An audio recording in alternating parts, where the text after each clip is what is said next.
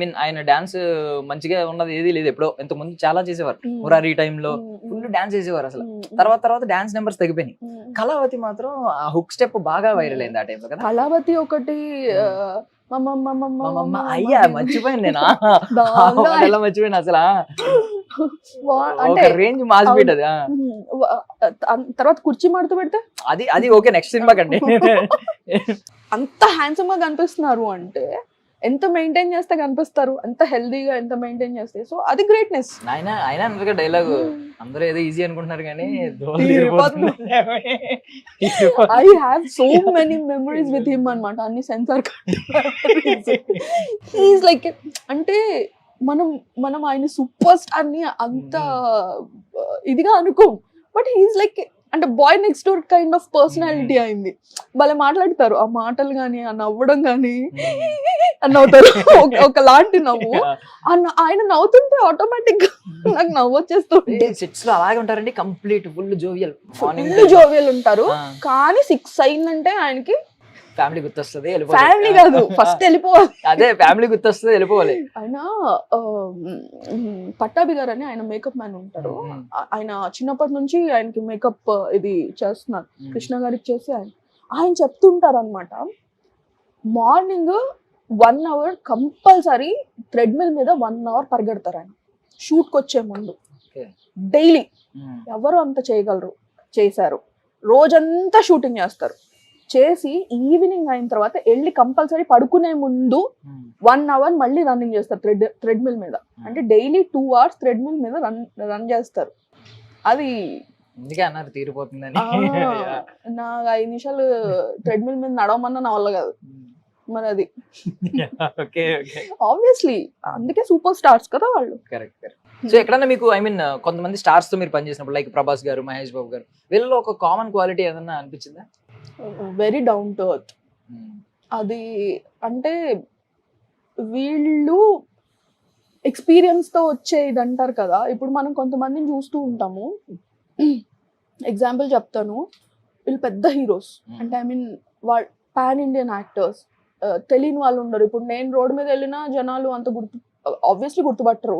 ఎక్కడో చూసా అమ్మాయిని అనుకుంటారు. మీరు వెళ్ళినా అంతే.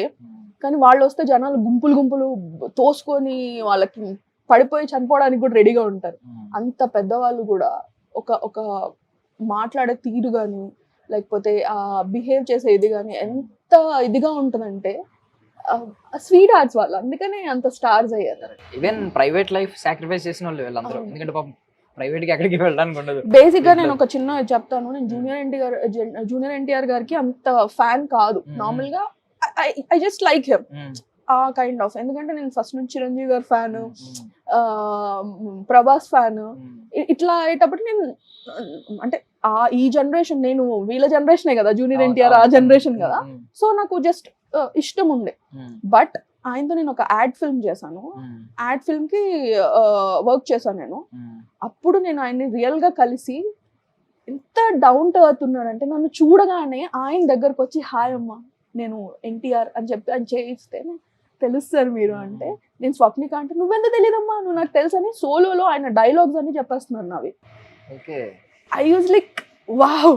అంటే నాకే గుర్తులేవు సోలో డైలాగులు కొన్ని. నా డైలాగులు గుర్తు పెట్టుకొని ఆయన చెప్తున్నారు అంటే ఎంత మెమొరీ ఉంటుంది, ఎంత డౌన్ టు ఎర్త్. ఆయన మార్నింగ్ వచ్చారు, ఈవినింగ్ వరకు ఎంత పేషెన్స్ తో వెయిట్ చేసి, ఆ డైరెక్టర్ వాళ్ళు కొంచెం కొత్త వాళ్ళు సరిగా చేయలేదు ఏదో ఉంటాయి కదా, but still he was like చాలా పేషెన్స్ గా వెయిట్ చేసి తర్వాత ఏంటి ఓకే నేను ఇది చేస్తాను అంటే సి అలా ఉంటేనే one person becomes స్టార్. అందుకే నేను స్టార్ కాదు, ఇంకా రేంజ్ కాదు. కరెక్ట్. యా బట్ మీరు డైరెక్షన్ డిపార్ట్మెంట్ అప్పుడు యాడ్ లో యాక్టింగ్ లో ఉన్నారా? అదే యాడ్ లో డైరెక్షన్ ఏ యాడ్ అండి? It's long back. అది రిలీజ్ అవ్వలేదు బేసిక్లీ. సెలెక్ట్ మొబైల్స్ వాళ్ళది. ఓకే ఓకే కొన్ని చూసినా. సెలెక్ట్ మొబైల్స్ వాళ్ళది. అది రిలీజ్ అవ్వలేదు. ఐ మీన్ అంటే నన్ను అప్పటికప్పుడు అడిగారు. సో ఇప్పుడు మిస్ అవుతున్న వర్డ్స్ ఏంటంటే, ఇంతకు ముందు ఫ్రెష్ గా ఉండేది ఏదైనా ఒక స్టోరీ అని మాట్లాడుకునేవారు.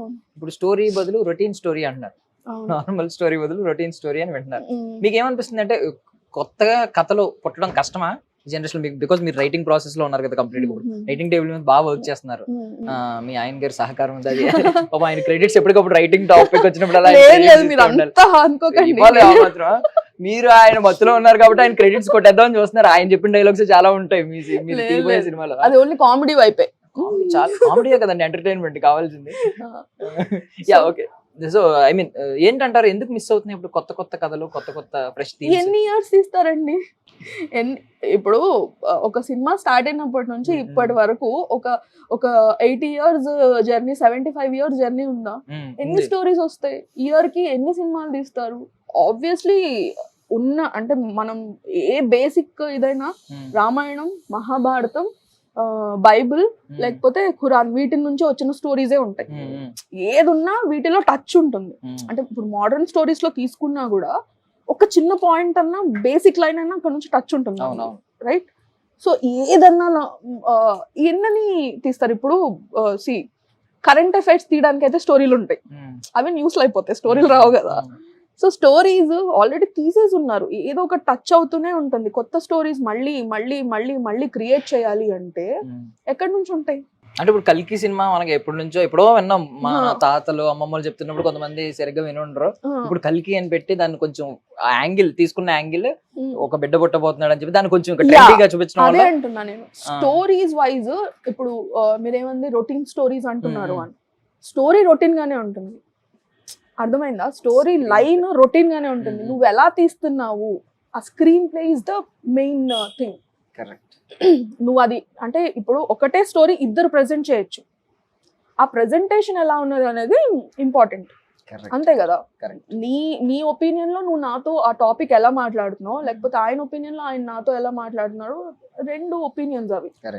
అది చూపించగలగాలి, అప్పుడు నువ్వు గ్రేట్ డైరెక్టర్. ఇప్పుడు రాజమౌళి గారు చేసిన స్టోరీ, ఐ మీన్ బాహుబలి తీసుకుందాం. బాహుబలి వేరే డైరెక్టర్ తీస్తే వేరేలా ఉంటుంది, రాజమౌళి గారు తీస్తే బాహుబలిలా ఉంది, obviously. So it depends on screen play. Like ఇప్పుడు రెస్టారెంట్ లో అన్నమాట, ఇవన్నీ మనం వెజిటబుల్స్, ఫ్రూట్స్ ఇవన్నీ మనం డైలీ తినేవి.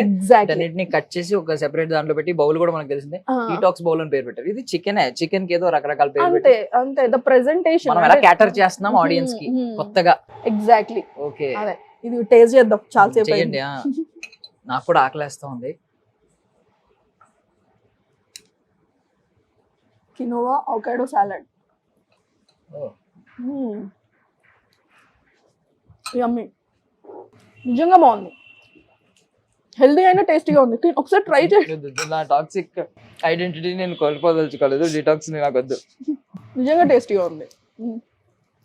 ఇంటర్వ్యూలో ఉన్న అడ్వాంటేజ్ ఏంటంటే మీరు నన్ను తినేయలేదు, నా ఫ్రేమ్ సెపరేట్ సెపరేట్ పడుతుంది కాబట్టి నేను సేఫ్. నిజంగా నన్ను అదే అంటారు యాక్చువల్లీ, నువ్వు తినేస్తున్నావే ఫ్రేమ్ అంటారు. ఆబ్వియస్లీ నేను యాక్ట్ చేసినా చేయకపోయినా ఇప్పుడు పెద్ద స్క్రీన్ లో చూసుకుంటే, టీవీలో ఇట్స్ డిఫరెంట్, ఒక థియేటర్ లో చూసుకుంటే ఉంటే దానిలో హాఫ్ పైన నా ఫేస్ వచ్చిన హీరోయిన్ ఉంటుంది. సో ఆబ్వియస్లీ ఇట్లా చూస్తున్నప్పుడు మనకి పెద్దగా ఉన్న దాని వైపు కళ్ళు వెళ్ళిపోతాయి. ఫుడ్ సరిగ్గా తినమంటే తినట్లేదు కానీ స్క్రీన్ మీద, ఆన్ స్క్రీన్ మీద పక్క వాళ్ళు తినేస్తున్నారు. బేసిక్లీ నేను చాలా తక్కువ తింటా, నేను అంత ఫుడ్యే కానీ క్వాంటిటీ తక్కువ తింటా. చిన్నప్పటి నుంచి ఇది డాడీ ఇచ్చిన ఆస్తి, తగ్గదు. రైటింగ్ ప్రాసెస్ లో ఎక్కడ వరకు వచ్చారు? ఒక 4-5 స్టోరీస్ ప్రిపేర్ చేసుకుంటున్నాను. ప్లస్ నా ఫ్రెండ్ న్యూయార్క్ ఫిల్మ్ అకాడమీలో చేసి వచ్చాడు అనమాట, తనకి ఒక స్టోరీకి హెల్ప్ చేస్తున్నాను. ప్రస్తుతం నడుస్తున్నాయి ఒక 3-4 స్టోరీస్ పాయింట్స్ మీద నేను వర్క్ చేస్తున్నాను, ఒక 2-3 పిచ్ చేయడానికి. మీకు ఏది బాగా ఇష్టం అండి? Pre production, post production, production? మొత్తం ప్రాసెస్ ఇష్టం, మూవీ ప్రాసెస్ ఇష్టం. ప్రీ ప్రొడక్షన్ లో కూర్చొని ఒక ఐడియా షేర్ చేసుకునే దగ్గర నుంచి దాన్ని మనం మోల్డ్ చేసి ఒక ఆర్గనైజ్డ్ గా తీసుకొచ్చి షూట్కి వెళ్ళి షూట్ లో వచ్చే ప్రతి ఛాలెంజ్ ఇష్టం. అంటే అందరూ ఏమనుకుంటారు, మేము ఇంత ప్రీ ప్రొడక్షన్ చేసాము అసలు ఏం కాదు, మొత్తం అంతా సాఫ్ గా వెళ్ళిపోతుంది అనుకుంటారు. షూట్ డే 1 దగ్గర నుంచి ఉండే కష్టాలు మామూలు కష్టాలు ఉండవు. ఒకడు లేటుగా వస్తాడు, ఒకడు రాడు. అంటే అన్ఎక్స్పెక్టెడ్ కొన్ని కొన్ని జరుగుతూ ఉంటాయి. కాస్ట్యూమ్స్ ఫస్ట్ తీసేసుకుంటాం, ఓ 10 days ముందు తీసుకున్నాం అనుకోండి, సడన్ గా వాళ్ళు లావ్ అయిపోతారో, లేకపోతే కొంచెం ఇది అయిపోద్దో, లేకపోతే కొంచెం చిన్నగా అవుతుందో, కొంచెం పొడుగ్గా అవుతుందో, ఏదో ఒకటి అవుతుంది. అప్పటికప్పుడు దానికి పరిగెత్తాలి. డైలాగ్ ఉంటుంది డైరెక్టర్ కి వచ్చాక, ఈ వర్షన్ అంత బాగాలేదమ్మా, ఇంకొకటి రాద్దామని కూర్చొని రాస్తారు. రాసిన తర్వాత అప్పటికప్పుడు ఎలా ఉంటుందంటే, అంతెందుకు మన సర్కార్ డైరెక్టర్ ఉన్నారు కదా, ఆయన మంచి రైటర్, రాస్తారు, పిలుస్తారు, పిలిచి ఇప్పటికిప్పుడు నాకు కలర్స్ వచ్చి ఇలా మొత్తం హోలీ కైండ్ ఆఫ్ ఇట్లా బర్స్ట్ అవ్వాలి, లేకపోతే అక్కడ జాతరలా ఉండాలి, ఇలా మార్నింగ్ 7 జాతరలా ఉండాలి, అప్పటికప్పుడు మనం ఫోన్ చేసి పిలిచి రావాలి. సర్కార్ వరపాట కళావతి సాంగ్, కోవిడ్ అక్కడ ఉన్నాం, యూరోప్ లో ఉన్నాం, శేఖర్ మాస్టర్ వచ్చారు, వచ్చి కళావతి సాంగ్ కి 30 సితార్లు కావాలంటారు, ప్లే చేసే సితారా 30 కావాలంటారు. ఎక్కడి నుంచి వస్తాయి యూరోప్ లో కోవిడ్ టైంలో? పోనీ అప్పటికప్పుడు ఏమన్నా ప్రిపేర్ చేద్దాము, ఆర్ట్ డిపార్ట్మెంట్ అన్నా కూడా తక్కువ మంది ఉన్నారు, మెటీరియల్స్ తెచ్చుకోవాలి, ఇవన్నీ ఉంటాయి కదా. ఇంకా అప్పుడు ఏం చేసాం, వాళ్ళకి ఫోన్ చేసి, వీళ్ళకి ఫోన్ చేసి, అటు చేసి ఇటు చేసి, అప్పటికప్పుడు ఒక 8 కుదిరాయి. ఆ 8 తెప్పించి ముందు వరుసలో వాళ్ళకి ఇచ్చి వెనకాల వాళ్ళని డాన్స్ తో మేనేజ్ చేశారు. సో అలాంటివి చాలా ఛాలెంజెస్ ఉంటాయి, అవన్నీ కూడా ఇష్టం నాకు. యాక్చువల్లీ మీ సర్కార్ వారి పాట మీద కొన్ని ట్రోలింగ్స్ గురించి నేను మాట్లాడతా. యాక్చువల్లీ అప్పటికి మహేష్ బాబు గారు కొన్ని ఇమేజ్ ఏంటంటే, లాస్ట్ లో ఒక మెసేజ్ ఇస్తారు సర్కార్ వారి పాటకి, అది ఎక్కువ ఐ మీన్ వస్తూ ఉంది కదా, కొంచెం క్యారీ చేస్తూ బ్యాంక్ కట్టే దేవాలయం అని చెప్పి అందుకని మేము లాస్ట్ లో ఇవ్వలేదు మెసేజ్, మేము స్టార్టింగ్ లోనే మెసేజ్ ఇచ్చాం. ఓకే, ఎప్పుడైతే ఇంకా అంతే, ట్రెండ్ ని బట్టి. ఇప్పుడు మీరు అన్నారు అన్ని రొటీన్ స్టోరీస్ అని, సో స్టోరీస్ రొటీన్ గానే ఉంటాయి, the way you show is different, అంతే. ఇప్పుడున్న ట్రెండ్ ని బట్టి మహేష్ బాబు గారు ఒక పాయింట్ చెప్పాల్సిందే, ఆయన చెప్తేనే వింటారు జనాలు. ఇప్పుడు నేను వెళ్ళి లేదు ఇలా చెప్తే, ఇప్పుడు చెప్పాను మీకు నాన్ వెజ్ వద్దు వెజ్ తినండి అని, మీరు తీసుకున్నారా? మహేష్ బాబు గారు చెప్పారు అనుకో, తీసుకుంటారు.